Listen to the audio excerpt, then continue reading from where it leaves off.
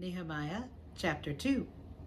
And it came to pass in the month of Nisan, in the 20th year of King Artaxerxes, when wine was before him, that I took the wine and gave it to the king.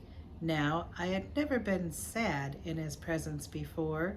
Therefore the king said to me, "Why is your face sad, since you are not sick? This is nothing but sorrow of heart." So I became dreadfully afraid, and said to the king, "May the king live forever. Why should my face not be sad, when the city, the place of my father's tomb, lies waste, and its gates are burned with fire?" Then the king said to me, "What do you request?" So I prayed to the God of heaven, and I said to the king, "If it pleases the king, and if your servant has found favor in your sight, I ask that you send me to Judah, to the city of my father's tombs, that I may rebuild it." Then the king said to me, the queen also sitting beside him, "How long will your journey be? And when will you return?" So it pleased the king to send me, and I set him a time. Furthermore, I said to the king, "If it pleases the king, let letters be given to me for the governors of the region beyond the river, that they must permit me to pass through till I come to Judah, and a letter to Asaph, the keeper of the king's forest, that he must give me timber to make beams for the gates of the citadel which pertains to the temple, for the city wall, and for the house that I will occupy."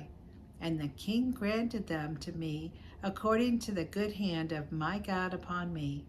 Then I went to the governors in the region beyond the river, and gave them the king's letters. Now the king had sent captains of the army and horsemen with me. When Sanballat the Horonite and Tobiah the Ammonite official heard of it, they were deeply disturbed that a man had come to seek the well-being of the children of Israel. So I came to Jerusalem and was there 3 days. Then I arose in the night, I and a few men with me. I told no one what my God had put in my heart to do at Jerusalem, nor was there any animal with me except the one on which I rode. And I went out by night through the valley gate to the serpent wall and the refuse gate, and viewed the walls of Jerusalem, which were broken down, and its gates, which were burned with fire.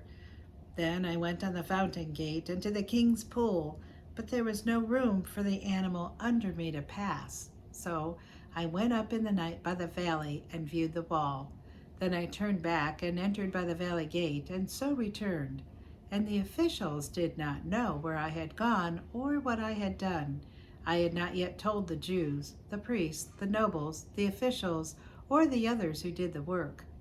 Then I said to them, "You see the distress that we are in, how Jerusalem lies in waste, and its gates are burned with fire. Come, and let us build the wall of Jerusalem, that we may no longer be a reproach." And I told them of the hand of my God, which had been good upon me, and also the king's words that he had spoken to me. And they said, "Let us rise up and build." Then they set their hands to this good work. But when Sanballat the Horonite, Tobiah the Ammonite official, and Geshem the Arab heard of it, they laughed at us and despised us and said, "What is this thing that you are doing? Will you rebel against the king?" So I answered them and said to them, "The God of heaven himself will prosper us. Therefore we his servants will arise and build.